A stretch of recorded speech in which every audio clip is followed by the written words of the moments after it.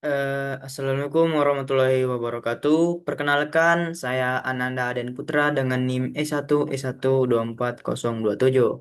Pada video kali ini, saya akan menjelaskan progres makalah saya yang berjudul Penerapan Aljabar Linear dalam Pemrosesan Gambar Digital.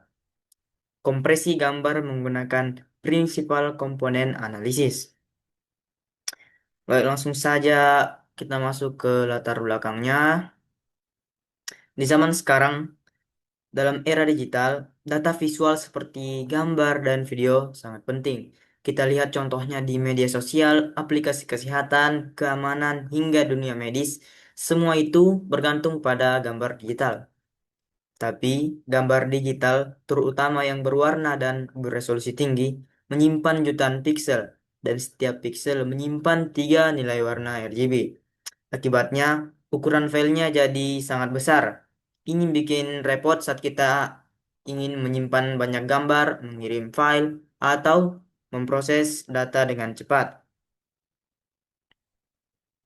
Nah, di sini muncul tantangan. Bagaimana caranya membuat data gambar itu jadi lebih kecil, tapi tanpa kehilangan informasi penting? Jawabannya adalah dengan kompresi data. Dan salah satu metode paling efektif adalah menggunakan prinsipal komponen analisis atau PCA. Sebelum kita masuk ke PCA, kita pahami dulu apa itu pemrosesan gambar digital. Pemrosesan gambar digital adalah sebuah teknik untuk mengubah dan menganalisis gambar menggunakan komputer. Tujuannya bisa bermacam-macam. Ada yang untuk meningkatkan kualitas gambar, menghapus noise, mengenali objek seperti wajah atau plat motor, hingga melakukan kompresi data. Gambar digital itu pada dasarnya adalah matriks, di mana setiap elemen mewakili nilai intensitas piksel. Misalnya, gambar skala abu-abu atau grayscale berukuran 64 kali 64. Berarti terdiri dari 4096 angka. Karena gambar bisa dinyatakan sebagai matriks dan vektor, maka aljabar linear sangat cocok digunakan dalam pengolahan gambar. Semua operasi seperti rotasi gambar, pengurangan noise hingga kompresi data bisa dilakukan dengan menggunakan aljabar linear. Baik, langsung saja kita masuk ke PCA atau Principal Component Analysis.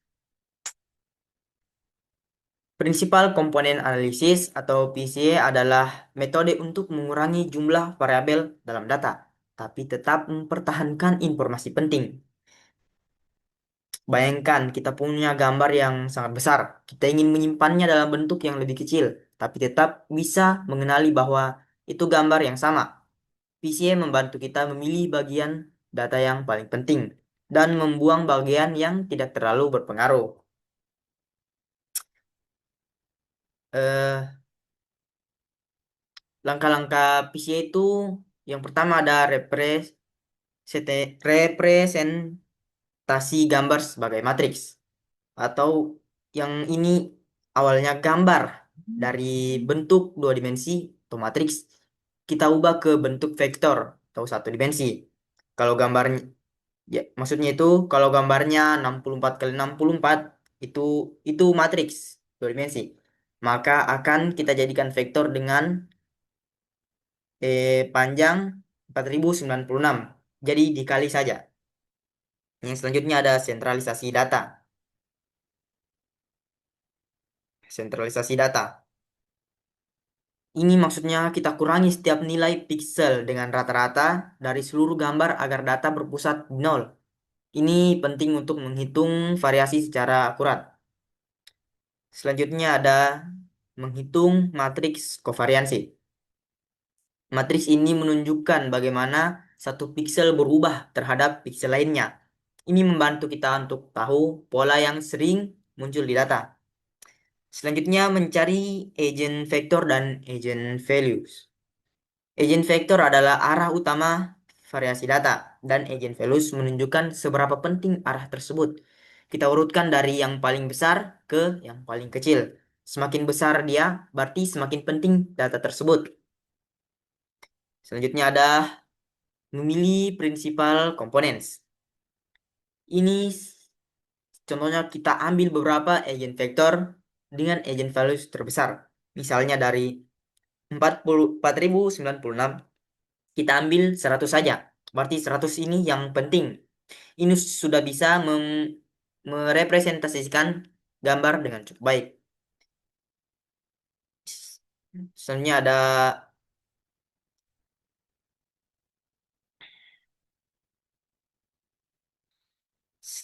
ada reduksi dimensi.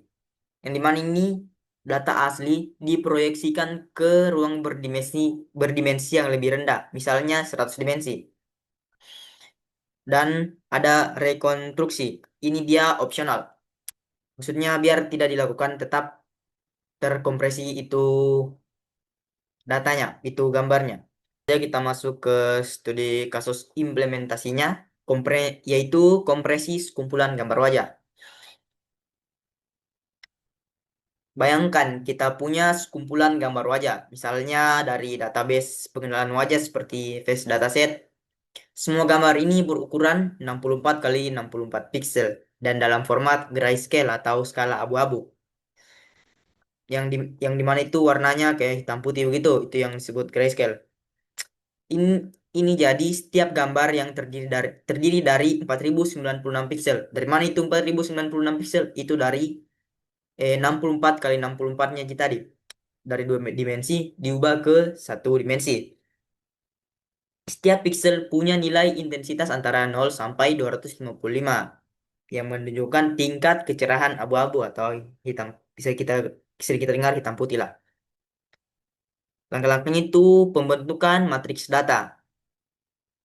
Di sini kita ubah setiap gambar dari bentuk matriks dua dimensi ke vektor satu dimensi. Jadi satu gambar 64 kali 64 kita ubah menjadi vektor sepanjang 4096 elemen. Jika kita punya 1000 gambar, kita akan mendapatkan matriks data berukuran 1000 baris dan 4096 kolom. Langkah selanjutnya sentralisasi data. Sentralisasi data adalah kita mengurangkan rata-rata dari setiap kolom. Ini penting supaya PCA bisa mengukur variasi secara akurat setelah disentralisasi. Nilai-nilai dalam setiap kolom akan berpusat di sekitaran 0. Gitu. Selanjutnya ada menghitung matriks kovariansi, yaitu matriks yang menunjukkan bagaimana setiap pixel saling berkaitan satu sama lain. Misalnya, kalau ada dua pixel selalu berubah bersama-sama di semua gambar, maka mereka punya kovariansi yang tinggi. Ukuran dari matriks kovariansi ini adalah 4096 kali 4096, karena kita punya 4096 fitur atau satu untuk setiap tiap pixel. Langkah selanjutnya ada menentukan agent vectors dan agent values, yaitu selanjutnya adalah menentukan agent vectors dan agent values. Dari matriks kovariansi tersebut kita hitung agent vektornya. Agent vektor adalah arah utama dalam data. Bisa dibilang sebagai pola umum yang sering muncul. Sedangkan agent values ini menunjukkan seberapa penting pola itu. Yang kemudian urutkan agent vektor berdasarkan agent values dari yang terbesar ke yang terkecil. Langkah selanjutnya adalah pemilihan principal components. Dari 4096 agent vectors tadi, kita tidak perlu pakai semuanya karena terlalu banyak, ada 4096 toh. Jadi kita hanya ambil misalkan 100 agent vector teratas. Kenapa? Karena dari 100 agent vector teratas itu sudah itu yang paling penting, sudah terurut. Ini sudah cukup untuk mayoritas informasi penting dari data wajah kita atau dari data gambar. Dengan kata lain, kita sudah mengurangi dimensi dari 4096 menjadi hanya 100 atau sekitar 2,4% dari ukuran aslinya. Tapi wajah-wajah tersebut atau gambar tersebut masih bisa dikenali atau masih sama seperti sebelumnya. Langkah selanjutnya ada proyeksi ke dimensi yang lebih rendah atau kompresi. Sekarang kita proyeksikan semua gambar ke ruang dimensi yang lebih rendah dari 4096 ke 100. Ini disebut proses kompresi. Setiap gambar hanya direpresentasikan oleh 100 angka saja, bukan 4096. Jadi ukuran filenya menjadi jauh lebih kecil. Proses komputasi lebih ringan dan penyimpanan jadi lebih hemat. Langkah selanjutnya ada rekonstruksi gambar. Ini kalau kita ingin menampilkan kembali gambar tersebut, kita bisa melakukan rekonstruksi dari data berdimensi rendah itu. Hasilnya memang bukan 100% sama seperti gambar asli, tapi kemiripannya cukup tinggi lah untuk mengenali gambar sebelumnya dan gambar yang sudah dikompresi.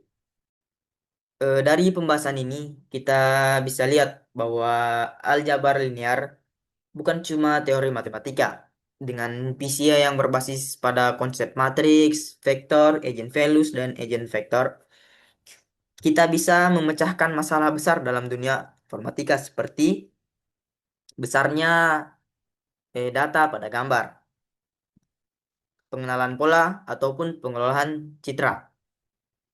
Penerapan seperti ini sangat relevan dengan perkembangan teknologi terutama di bidang AI, computer vision, dan big data.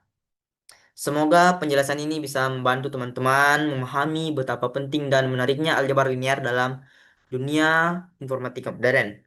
Sekian, itu saja progres dari makalah saya. Wassalamualaikum warahmatullahi wabarakatuh. See you.